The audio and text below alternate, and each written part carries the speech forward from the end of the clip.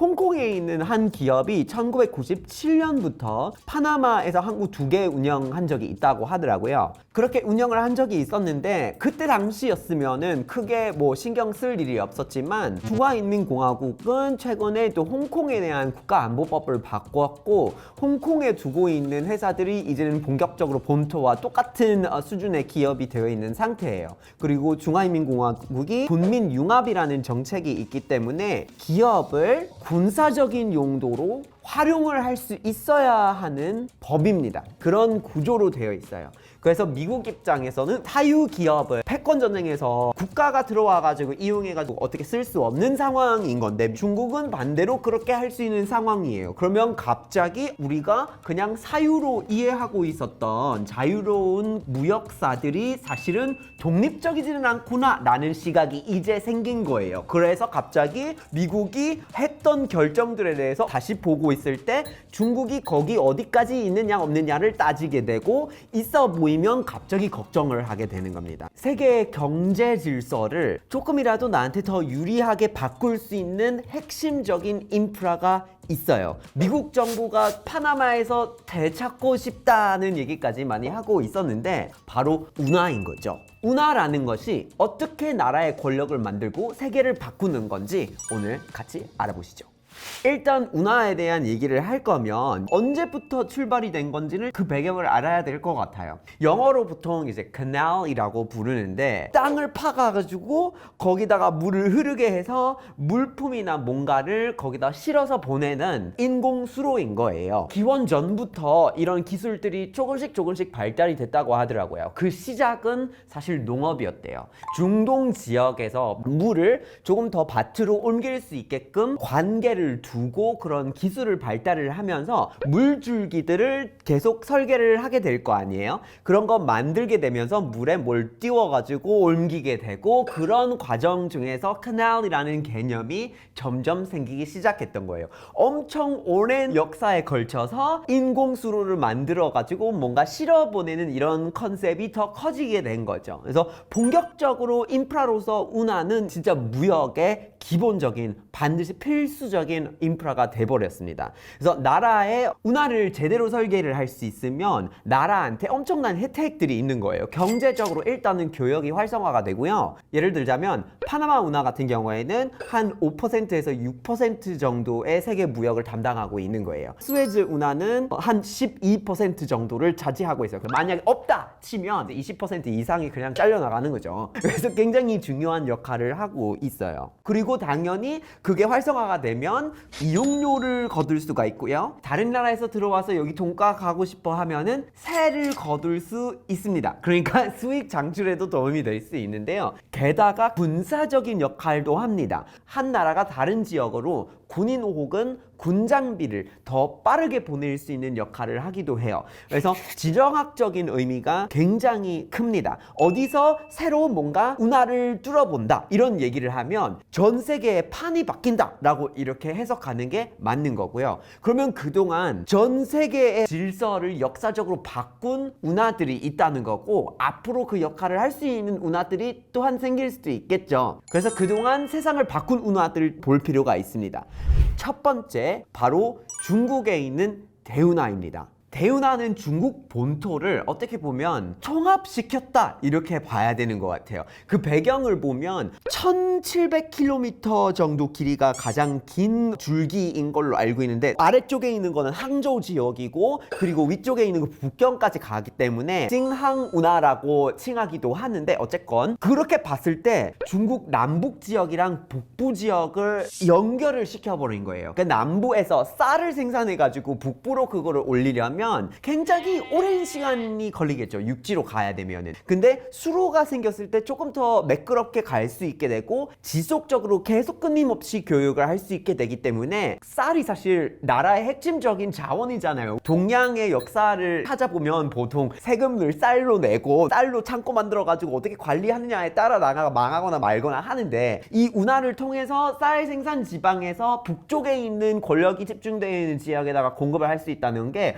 엄청난 변화라는 거예요. 그래서 5세기에 만들어지기 시작했다고 하는데 6세기랑 7세기 때 계속 확장이 됐던 거예요. 그래서 워낙 중국이라는 나라를 통합시켜가지고 정권을 유지할 수 있는 효과를 냈기 때문에 유네스코에서 이 운하를 또 세계문화유산으로 지정을 하고 있고요. 그래서 나라의 통합, 권력의 지속성 이런 거를 보장하는 중요한 인프라였다는 거예요. 그런데 대운하는 어떻게 보면 한 나라 안에 있는 운하를 말하는 건데 그런 운하만 있는 게 아니고 국제적으로 사용하는 엄청 임팩트가 큰 운하들도 있죠. 여러분들이 아마 제일 많이 들어보셨을 법한 스웨즈 캐널이라고 있죠. 이 운하가 정말 심각하게 세상을 바꾼 것 같아요. 위치적으로 보면은 홍해를 지중해랑 이렇게 연결을 한 건데 건설을 했던 거는 19세기 중반쯤에 프랑스 회사가 들어와가지고 10년 사이에 건설을 해서 홍해를 지중해로 연결을 해가지고 동양에서 유럽으로 무역하는 것들 엄청 쉽게 가져올 수 있게끔 만들어 놨던 거예요. 1000km 이상의 길이가 다 단축이 되는 거예요. 예를 들어서 인도에서 뉴욕까지, 뭄바이에서 뉴욕까지 가려면 아프리카 아래쪽으로 희망봉을 지나가지고 대서양을 건너서 이렇게 가야 되는데 홍해를 갔다가 지중해를 갔다가 바로 유럽에서 미국으로 건너가면 훨씬 더 짧아졌는데 1000 몇백 킬로미터 정도가 아껴졌다고 하더라고요.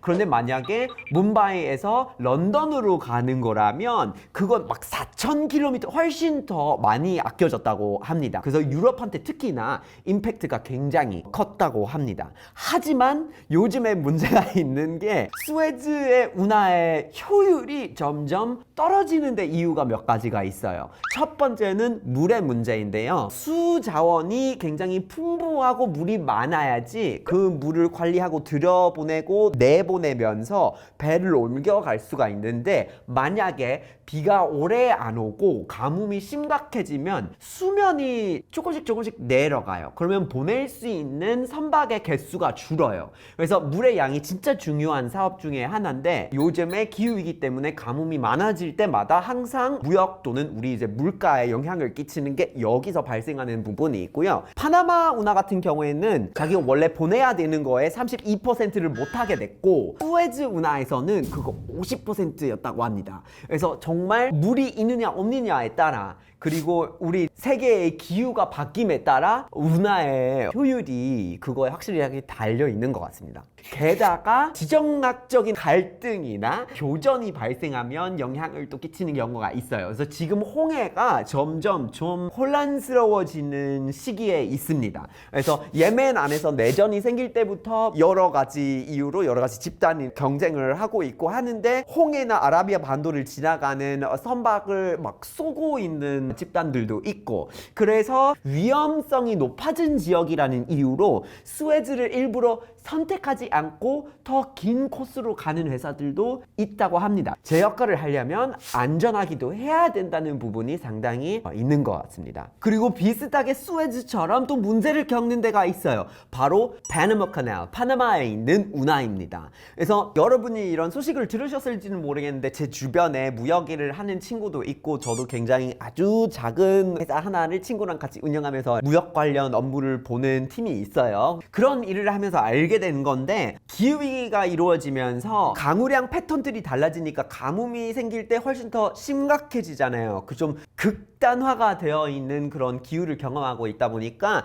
가물어질 때 아예 비가 안 내리는 현상이 나타나고 있어서 아예 운영을 못하는 날들이 생기고 있다고 하더라고요. 저번 2024년에 좀 문제가 굉장히 안 좋아졌다고 하더라고요. 그래서 운영을 하기 굉장히 힘든 시기들이 많았고 배를 많이 보내지는 못했으니까 선박이 대기를 해야 된다는 거죠. 내일 갈 수 있을지 갈 수 없을지를 모르겠는 상황이 생기고 그러면 실제로 무역을 하고 있는데 물품을 들여오고 보내는데 시간이 더 길어진다는 거죠. 그런데 여기서 파나마 운하를 굉장히 많이 사용하는 나라들이 있어요. 중국, 한국, 일본, 미국 굉장히 많이 쓰고 있고 라틴 아메리카 국가들도 많이 쓰고 있어요. 그러니까 소비 시장은 주로 미국이고 일본이고 한국이고 중국인데 남미에서 생산되는 뭐 과일이라든지 해산물이라든지 이런 것들을 거기서 수입을 하려면 라틴 아메리카 동쪽에서 나오는 것들이 들이면 그러면 무조건 파나마 운하를 통과하고 와야 돼요. 여러분이 드시는 브라질 커피라든지 이런 것들은 그렇게 해서 들어오는 거예요. 그런데 파나마 운하를 운영을 하지 못하는 날이 많아지고 점점 대기를 시켜야 되고 지연이 얼마나 많이 생겼냐면 한 달 넘게 대기를 하는 경우가 생겼다고 하더라고요. 그러면 생각해 보세요. 여러분이 여기서 과일을 수입하고 싶고 거래처가 거긴데 갑자기 그 품목을 들여오지는 못하게 될 수 있어요. 왜냐면 그 과일이 운반이 되는 데 있어서 갑자기 한 달이 추가되면 이미 썩었어요. 그러니까 진짜 임팩트가 엄청나게 커요, 이게. 그래서 파나마 운하를 운영하는 데 있어서 물의 여부가 엄청나게 중요하고, 우리가 실질적으로 한국에서 과일이 어디서 왔고 안 왔고 가격이 어떻게 되고 안 되고 하는지 그런 거가 영향을 이미 받고 있어요. 제품의 소싱은 그렇게 바뀌고 있는 부분들이 현재 이루어지고 있는 겁니다. 근데 파나마 운하는 그래도 굉장히 중요한 지역이에요. 지금 배경을 보시면 프랑스가 자꾸 운하를 좀 만드는 그런 게 있네요. 프랑스가 파나마 운하를 좀 만들고 싶었는데 실패를 한 후에 미국이 여기에 들어가가지고 20세기 초반에 건설을 하게 됩니다. 그래서 1914년도에 완공이 되는데 그때부터 진짜 대박 혁신이었어요, 미국 입장에서는. 미국은 대서양이랑 태평양 둘 다 걸쳐 있어요. 그러면 물품을 여기서 한쪽에서 다른 쪽으로, 동부에서 서쪽으로 가려면 육지로 가야 되는 건데, 그러면 선박으로는 못 보낸다는 거예요. 그러면 선택지가 조금 제한이 된 건데, 동부에서 서쪽으로 보내는데 만약에 운하로 이렇게 보낼 수 있으면 그냥 선박을 그냥 보내면 되는 거거든요. 그래서 그런 파나마 운하가 만들어지는 대로 미국이 자기 나라 안에서 할 수 있는 거를 그렇게 돌려서 하는 경우도 생겼고, 그리고 동부에서 바로 동양으로 보내고 싶으면 그냥 바로 선박에 실리면 되는 거지, 그렇게 굳이 서쪽으로 보낸 다음에 또 선박에 실으고 막 이럴 필요는 없어진 거예요. 그래서 미국 동부에서 항구 도시들이 동양이랑 거래를 할 수 있는 기회가 생겼다는 거죠. 여기서 되게 이제 중요한 부분은 미국에 엄청 큰 기회가 생겼기 때문에 1914년부터 자기가 지어서 완공한 거를 바로 쓰기 시작을 한 거예요. 엄청난 성과로 그때는 이제 미국 안에서 정치적으로 그렇게 받아들여졌는데, 실제로 지금 파나마 운하의 사용 비중 중에서 미국이 한 40% 정도 차지하고 있어요.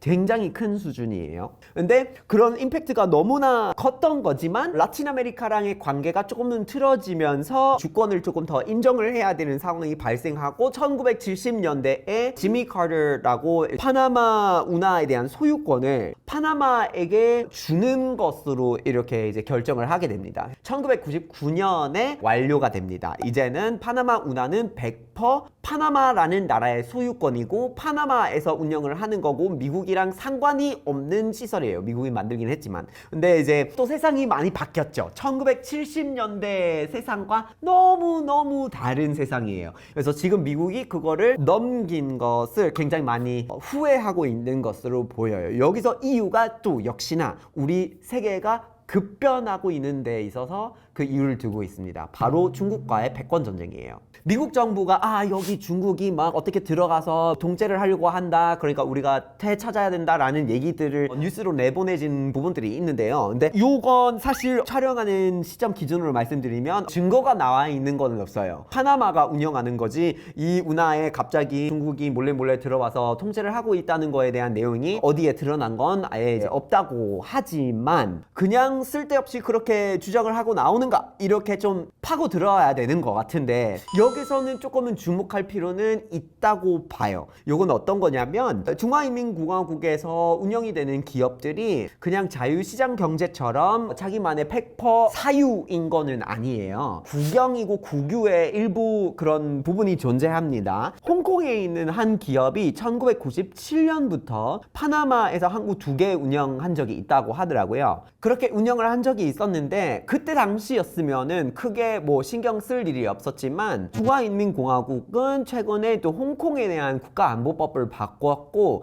홍콩에 두고 있는 회사들이 이제는 본격적으로 본토와 똑같은 수준의 기업이 되어 있는 상태예요. 그리고 중화인민공화국이 군민융합이라는 정책이 있기 때문에 기업을 군사적인 용도로 활용을 할 수 있어야 하는 법입니다. 그런 구조로 되어 있어요. 그래서 미국 입장에서는 사유 기업을 패권 전쟁에서 국가가 들어와 가지고 이용해 가지고 어떻게 쓸 수 없는 상황인 건데, 미국이. 그런데 중국은 반대로 그렇게 할 수 있는 상황이에요. 그러면 갑자기 우리가 그냥 사유로 이해하고 있었던 자유로운 그런 무역사들이 사실은 독립적이지는 않구나 라는 시각이 이제 생긴 거예요. 그래서 갑자기 미국이 했던 결정들에 대해서 다시 보고 있을 때 중국이 거기 어디까지 있느냐 없느냐를 따지게 되고, 있어 보이면 갑자기 걱정을 하게 되는 겁니다. 그래서 그런 상황이 지금 이제 계속해서 발생을 하고 있는데요. 근데 이 패권 경쟁이 있는 상황 속에서 파나마 운하만 그렇게 얘기거리가 되는 거는 아니에요.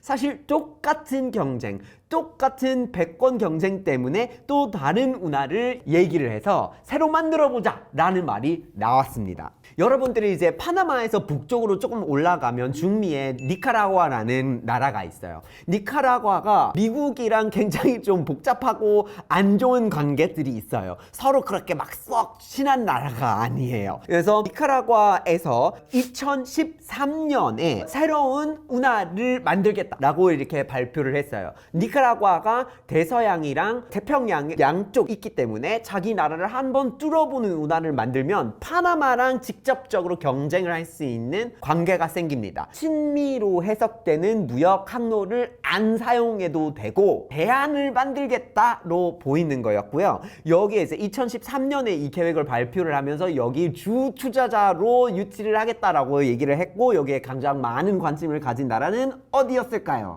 바로 중화인민공화국이에요. 그래서 이 관계 구조가 생긴 지가 막 어제가 아니거든요. 그래서 오래된 거고, 근데 결국에 니카라과에서 그 운하를 만드는 계획이 추진되지는 않았어요. 앞으로 파나마 운하를 어떻게 하겠다라는 미국의 입장이 되는지에 따라 중화인민공화국이 니카라과와의 관계에 더 투자를 할 수 있는 가능성은 있어 보인다고 우리가 좀 결론을 내릴 수 있겠죠. 그래서 여기서 분명히 중미에서 운하를 어떻게 만들고 동양과 서양의 무역 항로를 어떻게 설계하느냐, 이건 앞으로 우리가 살고 있는 시대에 많은 변화를 가질 수 있는 지역인 것 같아요. 두 번째, 새로 만들자라고 얘기를 하는 운하가 있고요. 튀르키예에 있습니다. 튀르키예는 굉장히 바쁜 지역이 있죠. 이스탄불에 있는 보스포루스 해협이에요. 보스포루스 해협 이스탄불에 가보시면 바로 있어요, 도시에. 그게 엄청 옛날에 넓다고 생각을 했겠지만 세계에서 가장 포화되어 있는 해협 중 하나라고 볼 수가 있거든요. 그래서 보내고 올 수 있는 배들이 작구나 대기를 해야 되고 효율이 썩 그렇게 높지가 않고 가끔씩 또 사고가 난다고 하더라고요. 여기를 더 활성화를 해야 되고 더 활용을 해야 되는 건데, 만약에 그렇게 할 수 있다면 튀르키예가 러시아와 무역을 하거나 러시아의 어떤 군사 전파력을 조금 더 통제할 수 있는 능력이 생기고 중간에 있는 역할을 하는 나라로서 그 입지를 확실하게 가져갈 수가 있거든요. 그래서 그냥 보스포루스의 지리적인 한계에 얽매이진 않고 조금 더 본격적인 뭔가를 만들면 좋은데, 그래서 발표했던 거 있습니다. 이스탄불을 보면 동쪽 서쪽으로 나뉘어 있죠. 거기 보스포루스가 가운데 있는데 동쪽은 아시아 대륙이고 서쪽은 유럽 대륙이죠. 그러면 서쪽에 있는 유럽 대륙에 있는 반도에서 조금 더 안쪽으로 들어가가지고 거기서 지중해랑 흑해를 연결을 해보겠다는 엄청 큰 계획을 발표를 했어요. 에르도안이 진짜 만들고 싶었던 걸로 알고 있는데, 근데 또 역시나 여러 가지 경제적인 어려움이랑 국내의 어떤 정치적인 갈등으로 인해서 추진이 안 되고 있는 것으로 보여요. 이런 큰 프로젝트들은 안 생기는 경우도 굉장히 많지만 운하 같은 경우에는 만들 수 있으면 그 나라가 자기한테 훨씬 더 유리한 상황을 만들 수 있어서 투자하는 데 있어서 충분히 이익이 있는 것 같습니다. 그래서 상황만 적합하다면 그런 것들이 앞으로는 또 생길지도 몰라요. 요즘 우리가 살고 있는 세상에 온갖 나라들이 패권 싸움을 가지고 있고, 어떻게 하면 진열이 새로 생기는 세상 속에서 내가 조금 더 유리한 입장에 있을 수 있을까를 고민하고 있죠. 그 와중에 나라들이 뭔가 인프라 아니면 새로운 무역 시스템, 새로운 무역 질서에 적합한 뭔가를 가져야 되는데, 여기서 운하의 역할이 앞으로 굉장히 중요할 것 같아요. 새로운 거를 만들든 기존 거를 문제 해결을 해서 더 효율적으로 가지고 가든 간에 운하를 기준을 두고 앞으로의 경쟁이 계속 벌어질 것 같습니다. 그러면 오늘 타일러볼까요? 해서 운하와 세계의 어떤 질서에 대해서 얘기를 같이 나누어 봤는데 앞으로 계속해서 세계가 바뀌는 모습들에 대해서 얘기를 같이 나누어 보시죠. 바이바이.